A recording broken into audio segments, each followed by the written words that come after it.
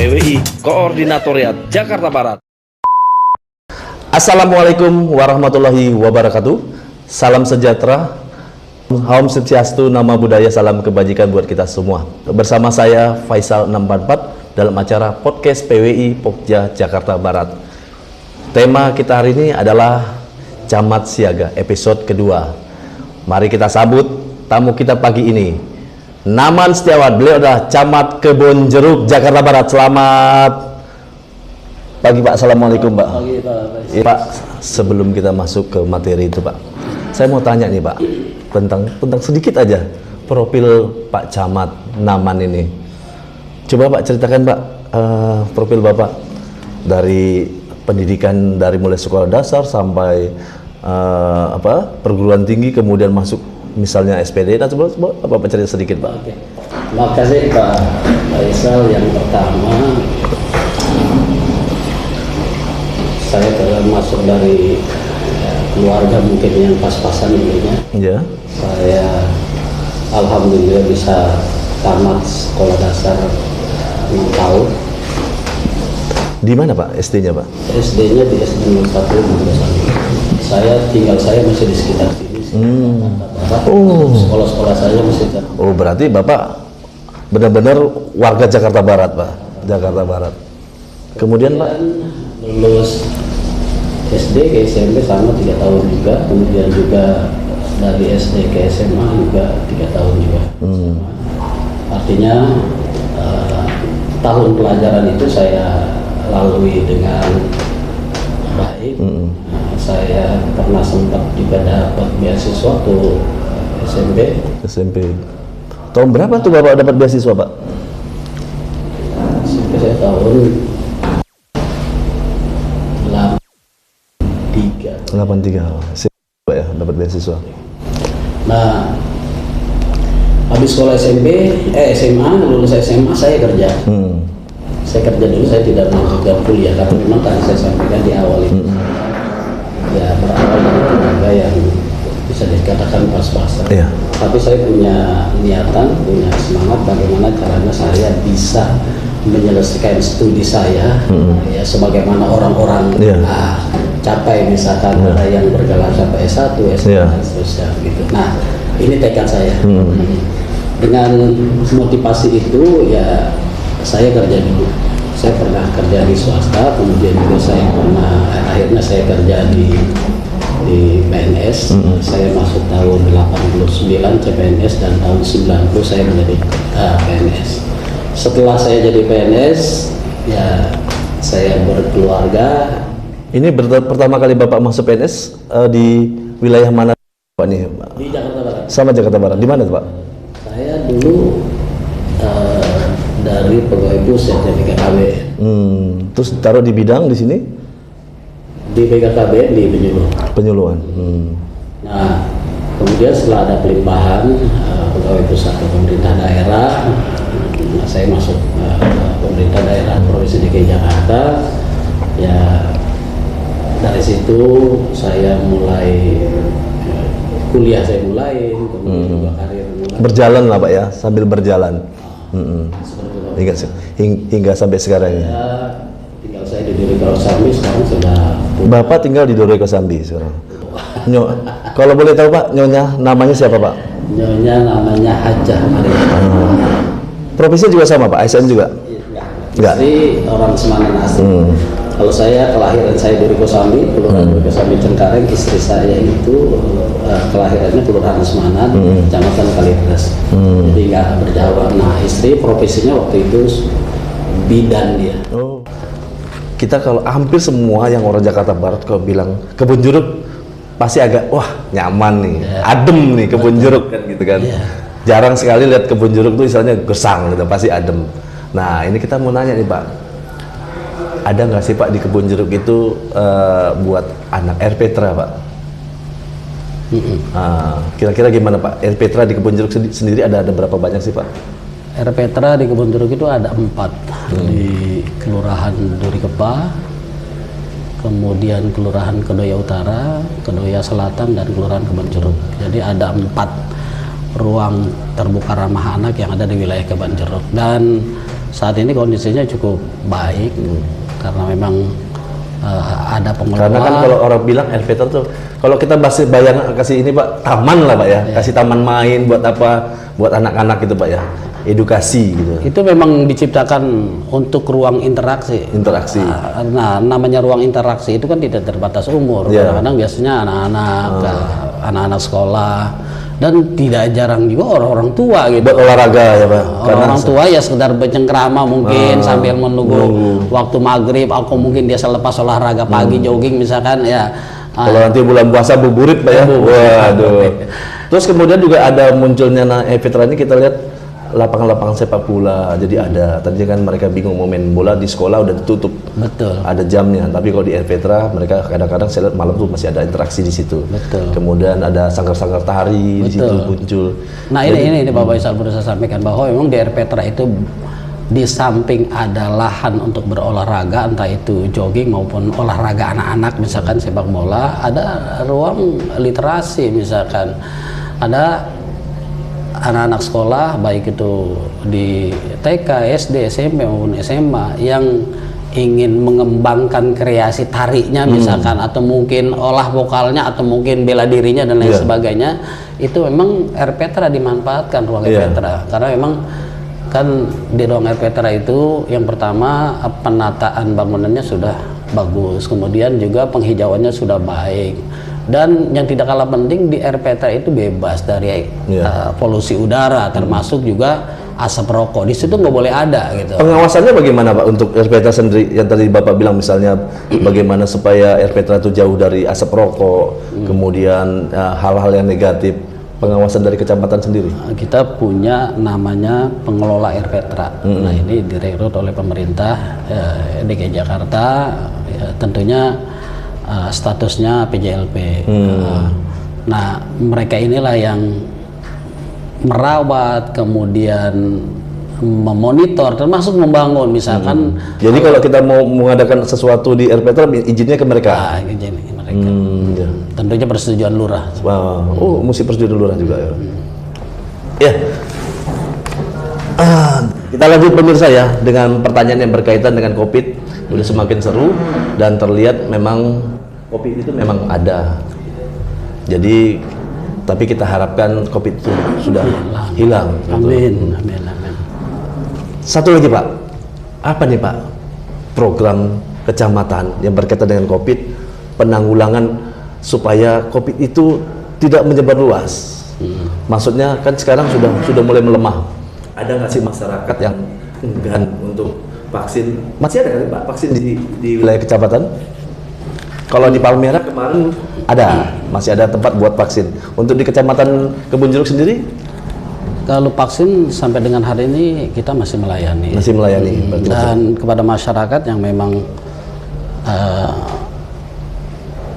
ingin melanjutkan vaksinnya termasuk booster barangkali ya kita masih melayani. Yeah.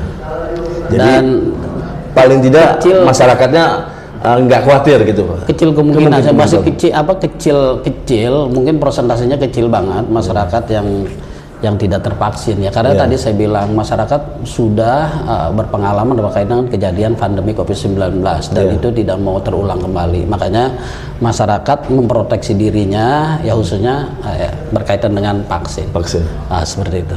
Jadi memang vaksin itu penting ya Pak? Penting. Dan terbukti memang setelah kita vaksin dan hasilnya memang memuaskan Pak ya, dan sampai angka kematian hilang Pak ya? Ya dari Delta ke Omikron ya, itu kan waktu yang Delta luar biasa. Kemudian sampai pada saat Omikron itu karena mungkin daya tahan tubuh sudah terbentuk karena memang vaksin itu ya perlahan ya virus ini juga melemah di tubuh manusia, sehingga mungkin tingkat kesehatannya lebih cepat, tingkat kesembuhan lebih cepat, kemudian juga tingkat kematiannya jauh lebih rendah. Nah, yang tadi saya bilang pengalaman inilah yang sudah ada di hati atau mungkin di pikiran masyarakat. Sudah mulai agak reda, masyarakat sudah menjaga imun dengan baik. Betul. Vaksinnya sudah ibaratnya sudah pada vaksin lah istilahnya. Oke Pak Camat, terima kasih. Ini episode pertama kemarin saya Pak Camat Palmerah, saya bicara tentang mungkin cuaca ekstrim, panas, mungkin Bapak juga ngalamin kemarin ya, berapa seminggu yang lalu. Namun di episode 2 ini cuacanya malah berubah Pak, hujan terus. Kemarin kita baca di media, mainstream, TV segala macam itu banjir di beberapa titik. Yang saya ingin tanyakan nih Pak, antisipasi untuk Kecamatan Kebonjeruk, khususnya wilayah Bapak ini tentang banjir, langkah-langkah apa yang sudah dikerjakan selama ini untuk menghadapi banjir tadi? Kebonjeruk ini kan dilintasi ada kali Pesanggerahan, kemudian juga ada itu memang yang sering dikunjungi PJ Pak ya? Ada kali Sekretaris, kemudian juga sambil diminum, ada kali Mukerpat ini yang langsung berhulu juga dari kali Cisadane. Nah, banjirnya atau genangan yang ada di wilayah Jakarta khususnya Kecamatan Kebonjeruk itu pada saat memang debit air di hulu itu tinggi. Sehingga ada genangan di beberapa titik, walaupun sekarang ini durasinya sudah cukup cepat ya. Itu karena apa Pak? Dulu kan kalau banjir surutnya lama, sekarang banjir begitu berhenti hujan kita silap atau udah kering. Nah itu program apa yang dipakai sama pemerintah khususnya Wali Kota Jakarta Barat? Nah ini kan pemerintah Provinsi DKI Jakarta selalu berbenah diri berkaitan dengan penanganan banjir. Nah diantaranya adalah kayak pembuatan pompa air. Pompa air ya, itu luar biasa tuh Pak. Kalau di Kalideres itu di Kamal Muara, kalau di Kebonjeruk ini ada di perbatasan antara wilayah Kebonjeruk, Green Garden dengan Kembang. Tapi itu punya rumah pompa yang punya kapasitas yang cukup besar. Wilayahnya maksudnya wilayah Kembangan. Oh iya. Tapi dampaknya itu ke wilayah Kebonjeruk karena memang air itu mengalirnya ke sana kan gitu ya. Nah, karena ada pembangunan itu ya sangat punya dampak yang luar biasa terhadap aliran air untuk Jakarta Barat yang di Dan Mogot itu kan besar tuh Pak. Itu yang depan apa kalau kita bilang pabrik es ya Pak ya. Nah itu maksud saya. Oh iya, Departemen Agama seberang itu Pak ya. Nah untuk hal-hal yang kecil biasa kita lakukan waktu itu arahan Pak PJ Gubernur, kita melakukan kerja bakti massal pada saat itu serentak DKI Jakarta termasuk wilayah Kebonjeruk. Kita dipusatkan di wilayah Kelurahan Kelapa II dan juga Kelurahan Sukabumi Selatan.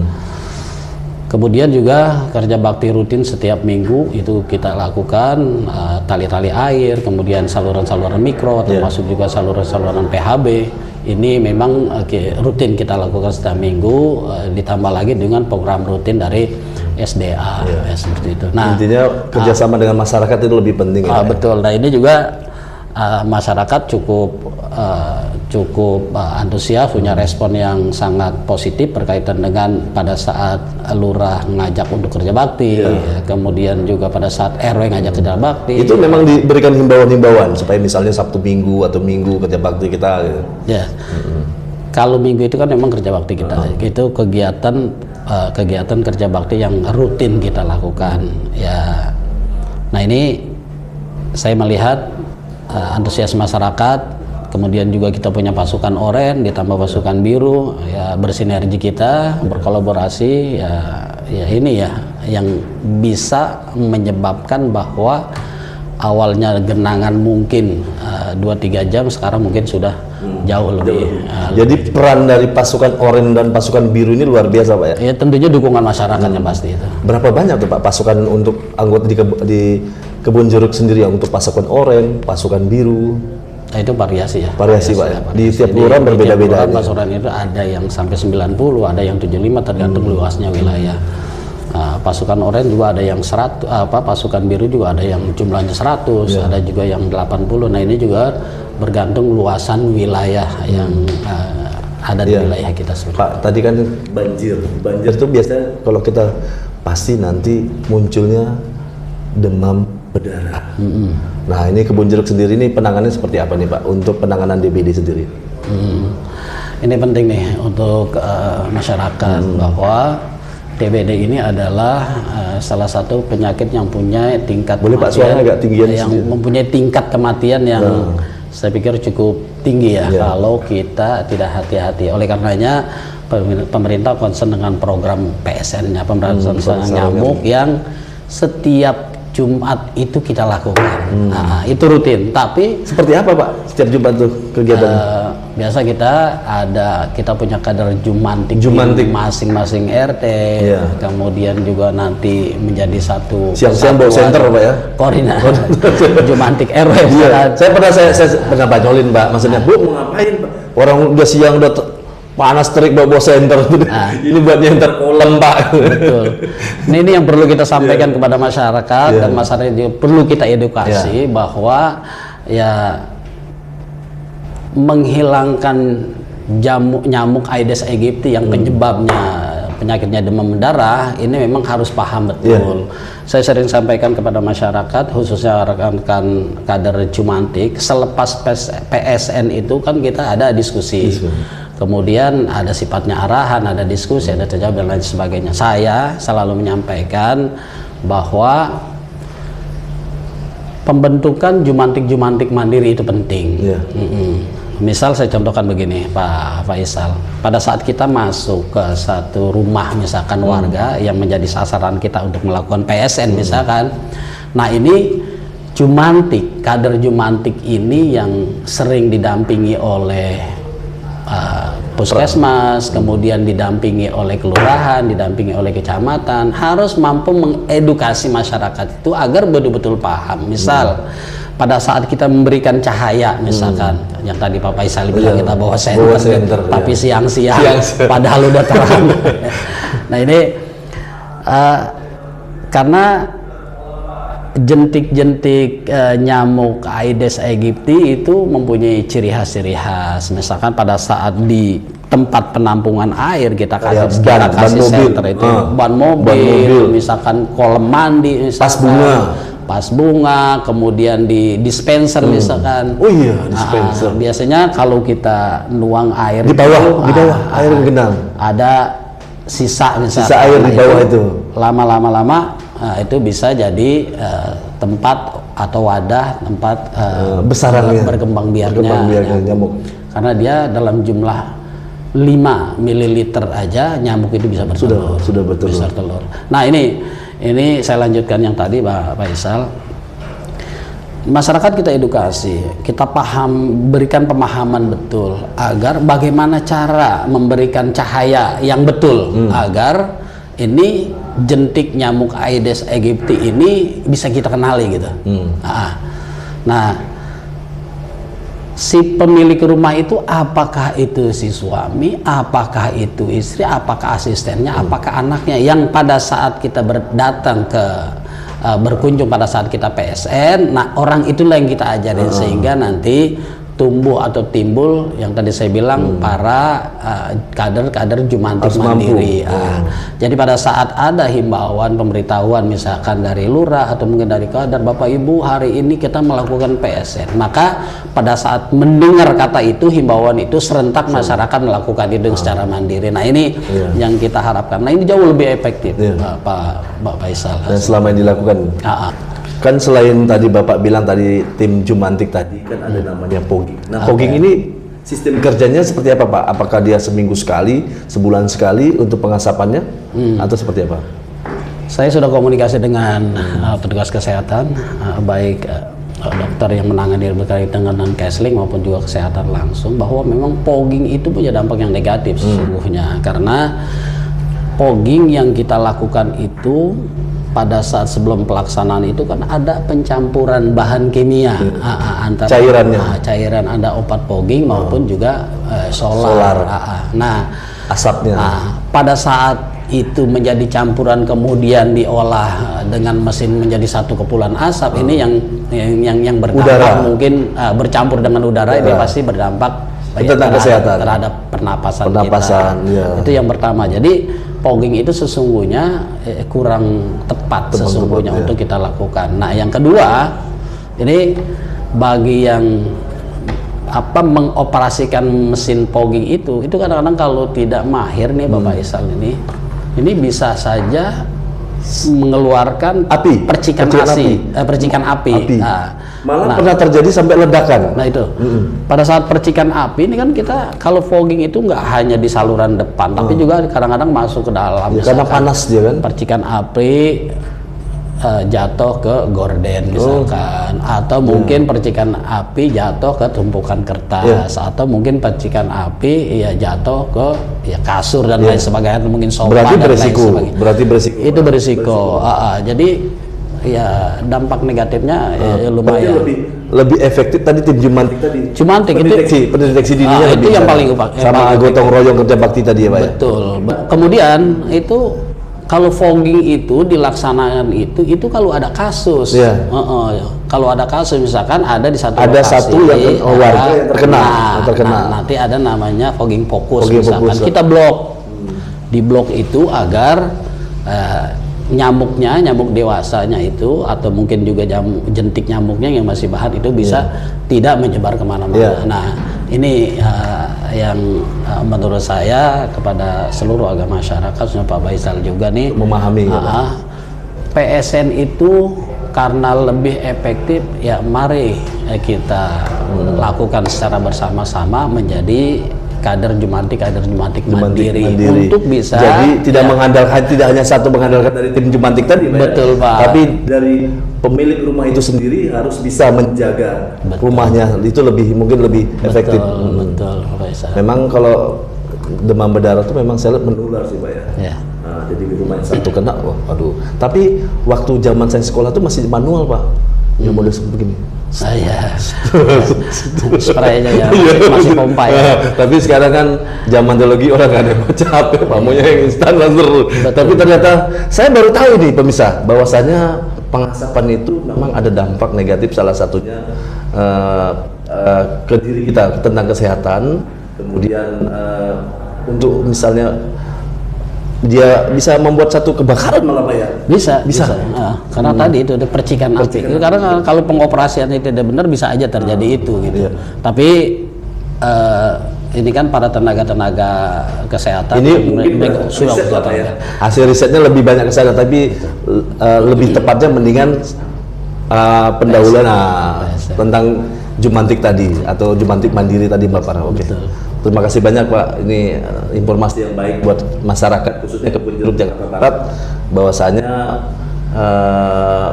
tentang Jumantik tadi lebih baik kita sendiri, pemilik rumah itu sendiri daripada menunggu daripada tim Jumantik kan.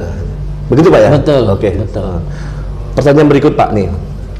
Ini banyak masyarakat bilang bahwa Kebun Jeruk dikenal salah satu lokasi tentang tawuran Pak. Nah, ada nggak sih Pak program Jitu nih Pak yang dilakukan Kecamatan Kebun Jeruk untuk menekan aksi tawuran tersebut Pak?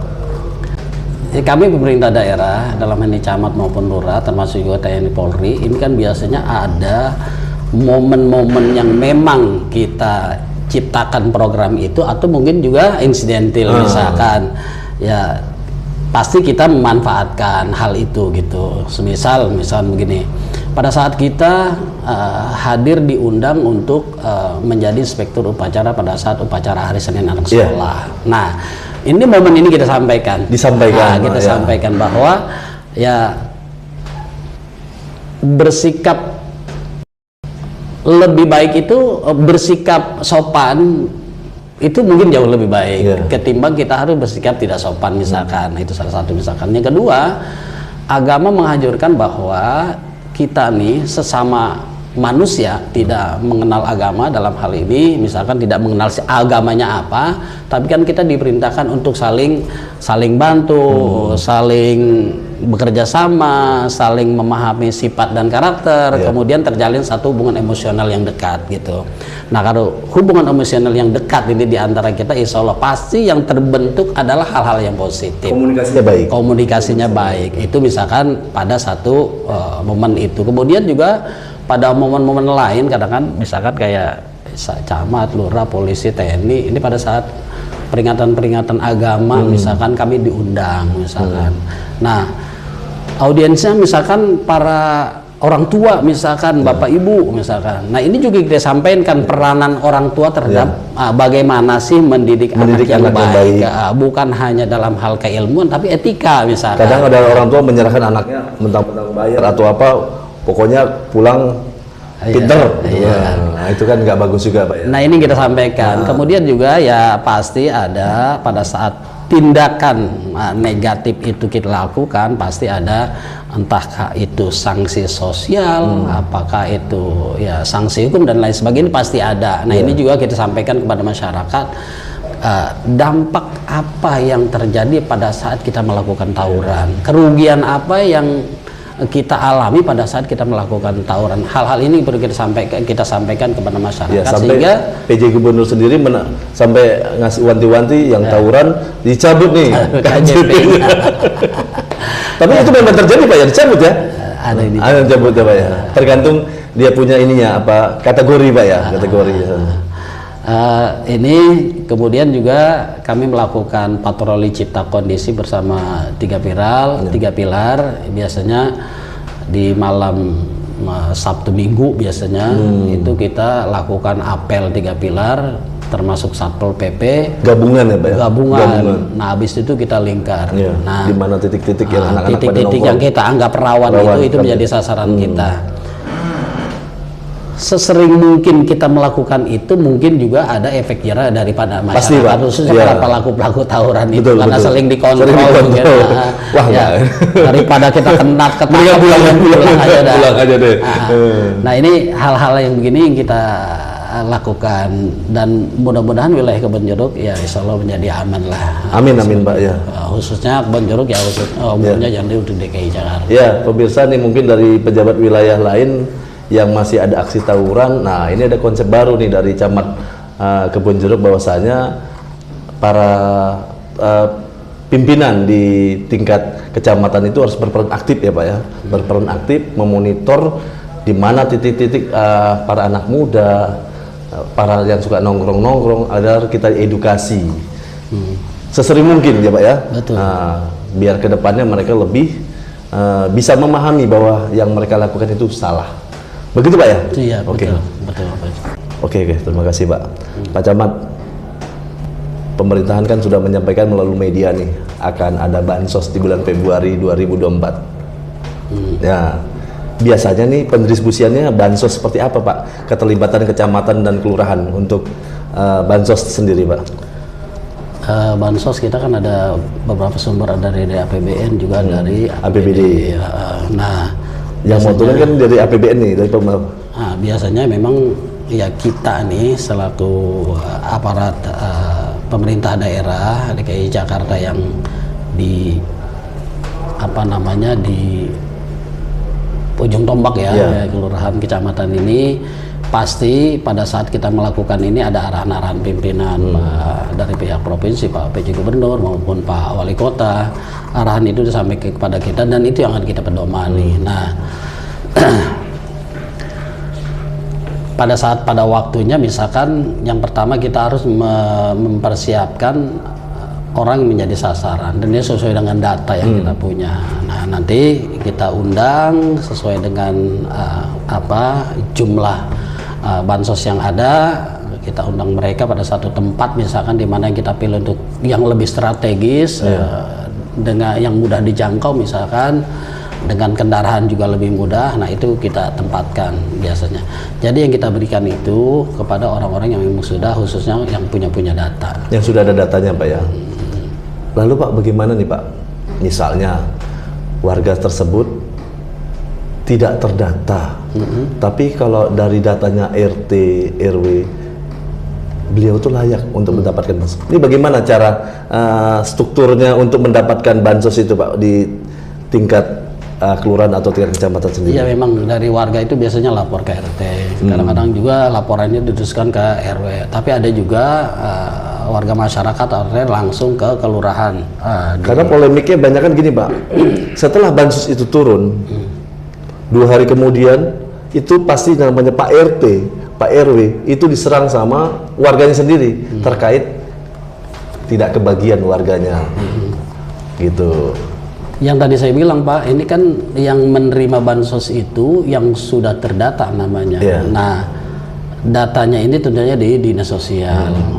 Pendataan awalnya di DTKS misalkan. Nanti dari petugas DTKS itu biasanya kalau orang yang ingin mengajukan mendapat bansos itu biasanya kita verifikasi Pak, ada tinjauan lapangan. Apakah orang ini udah sistemnya pendataannya sistem online apa sudah online. harus langsung datang ke bagian statistik itu?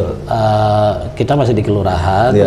Tapi coba nanti saya tanyakan apakah ini bisa aja bisa diakses langsung masyarakat. Biasa di bidang apa tuh Pak kalau di kelurahan? Sosial. Kesejahteraan salah satunya. Nah ini biasanya di survei Pak. Disurvei. Nah, kalau misalkan nggak layak ya mereka nggak dapat, atau misalnya ada POM-nya lah Pak ya. Ada orang misalkan tahun kemarin dapat, tahun sekarang kagak misalkan. Nah ini sebab-sebabnya bisa aja biasanya dia sudah pindah alamat misalkan, atau mungkin statusnya sudah layak ekonominya misalkan. Sudah termasuk kategori yang tidak patut menerima. Betul. Atau dia punya KTP DKI, tapi tinggalnya udah di luar DKI misalkan. Padahal kan fasilitas ini untuk warga DKI. Seperti Bang misalnya. Iya Pak Camat, terima kasih nih. Ini buat warga yang berkaitan dengan bansos tadi mungkin sudah dapat penjelasan dari Pak Camat bahwasanya untuk mendapatkan itu harus melaporkan diri dulu Pak ya ke RT RW, kemudian nanti akan disurvei dari pihak kelurahan. Pak Camat, ini tentang keluhan masyarakat lagi nih warga tentang transisi administrasi kependudukan digital Pak. KK digital, KTP digital kan gitu Pak ya. Sudah berapa persen Pak data yang masuk di Kecamatan Kebonjeruk sendiri Pak? Yang perekaman KTP digital ya? Iya. Oke. Kita ada yang wajib KTP di wilayah Kecamatan Kebonjeruk itu jumlahnya 277.154 jiwa, itu yang wajib KTP. Nah, wajib KTP itu maksudnya udah ada yang punya KTP, secara yang cetakan itu, ada juga yang masyarakat yang belum punya KTP tapi itu seharusnya udah punya KTP. Udah punya KTP. Itu ada 277.154. Nah, yang sudah melakukan perekaman ini 48.336, baru sekitar berapa persennya itu? 17,44%. Oh, baru 17 berapa persen? Itu biasa kendalanya karena apa Pak?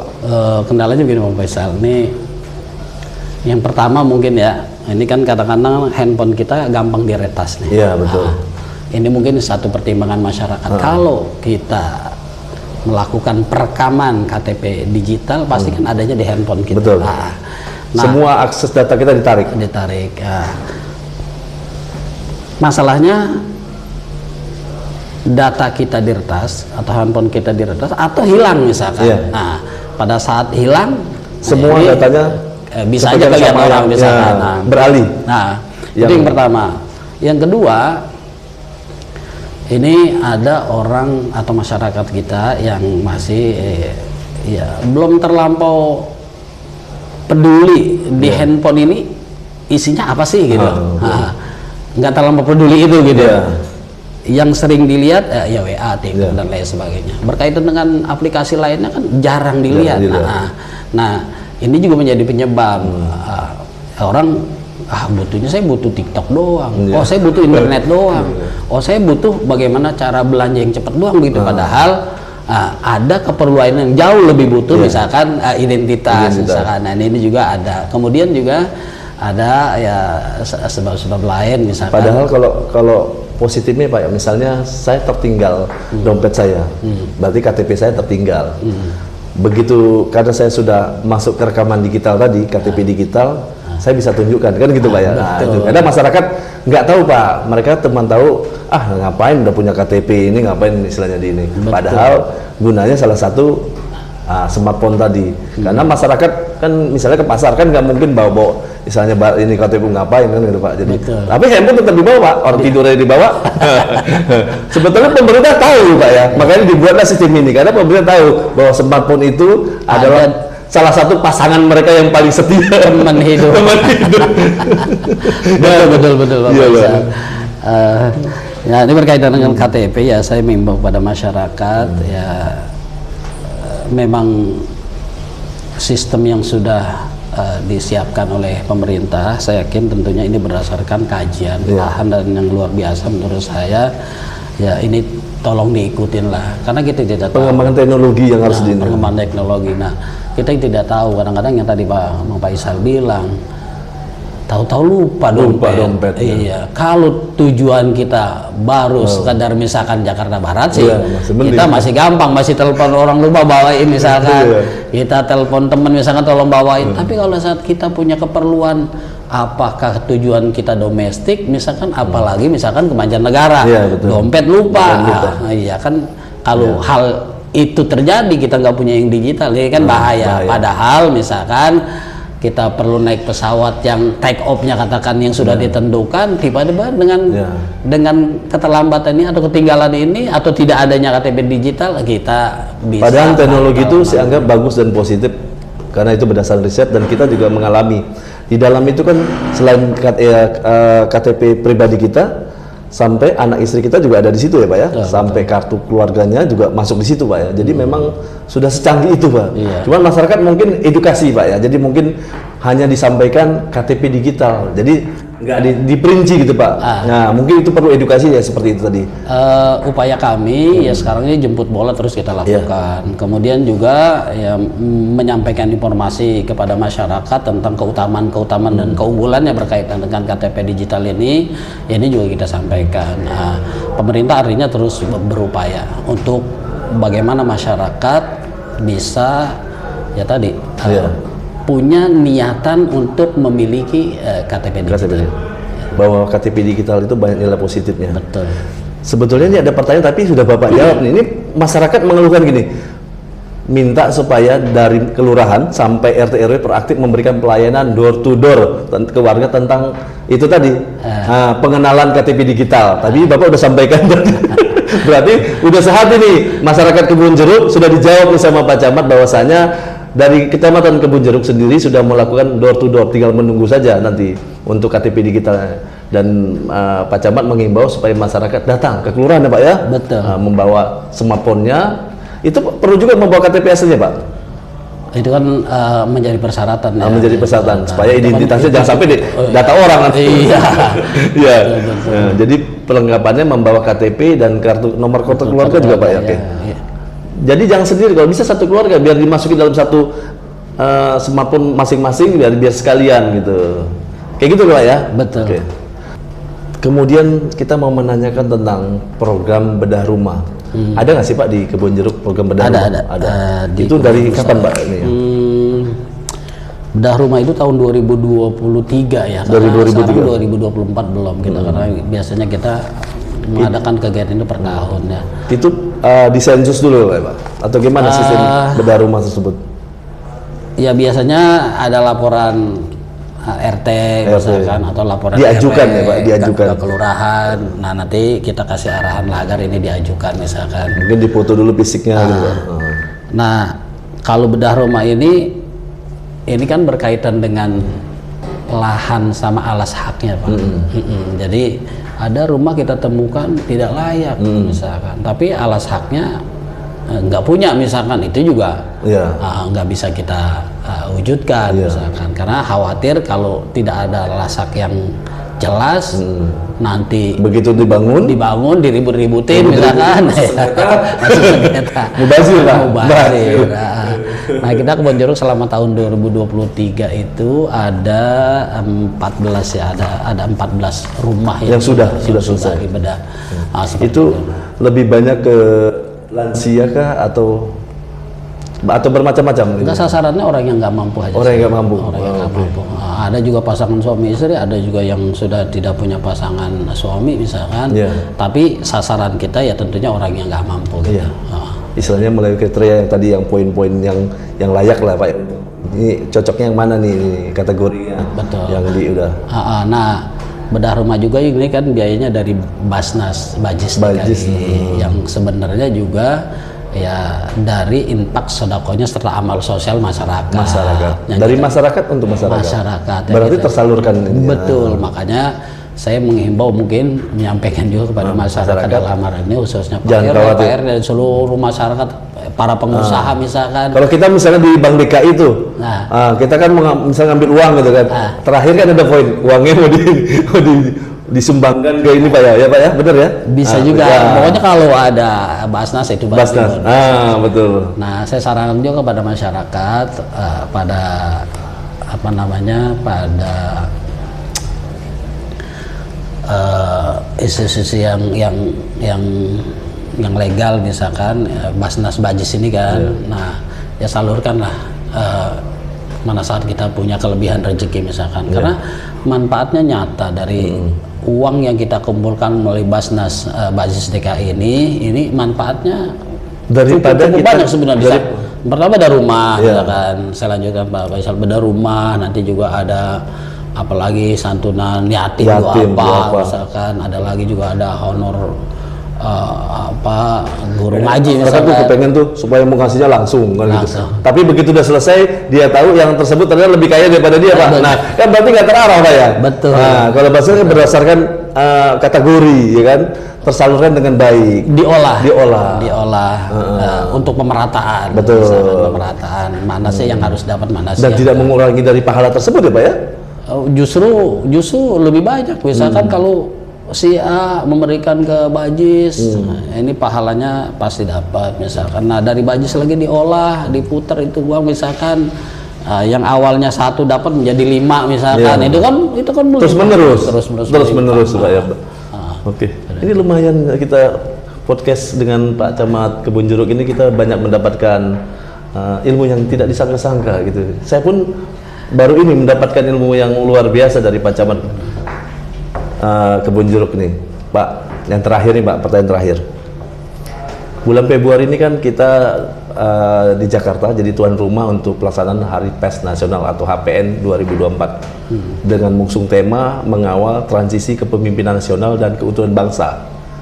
Itu nanti tanggal kalau nggak salah tanggal 17 Februari ini Pak. Yang saya mau tanyakan, bagaimana tanggapan Bapak dan harapan Bapak nih terhadap wartawan, kami ini wartawan yang ada di Jakarta Barat. Bapak menilai seperti apa Pak?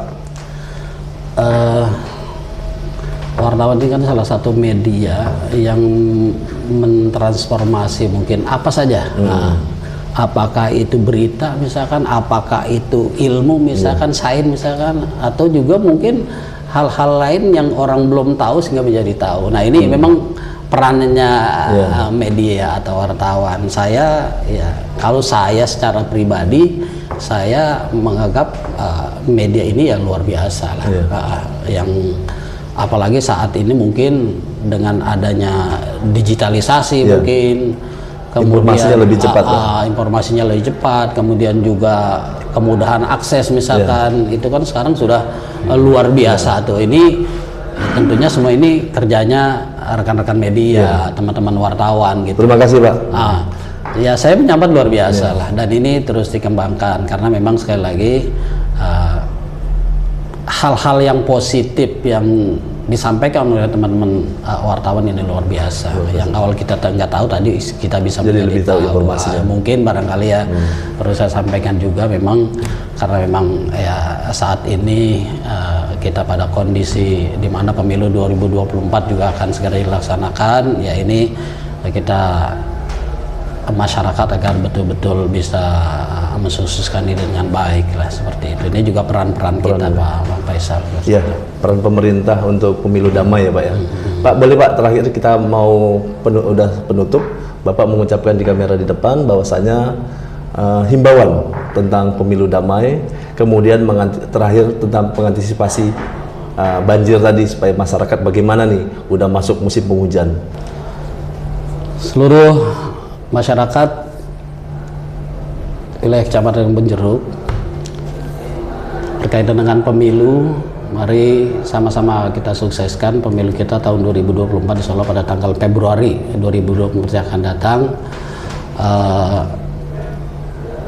Sukses pemilu itu menjadi tanggung jawab kita bersama.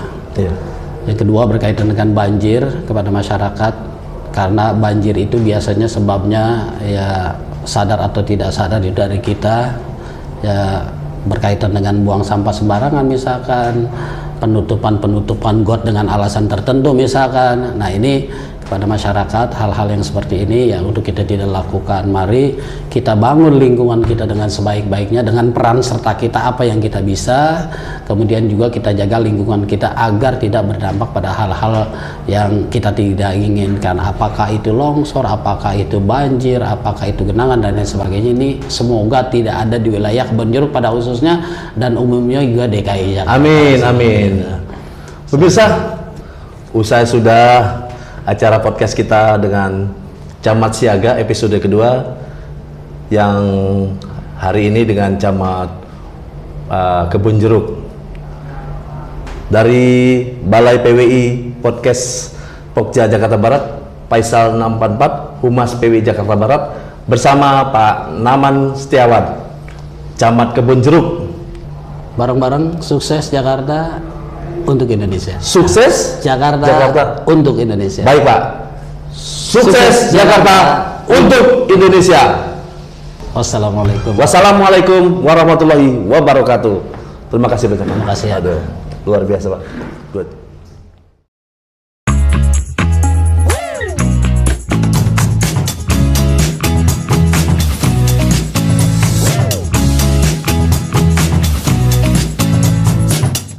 Podcast PWI Koordinatoriat Jakarta Barat.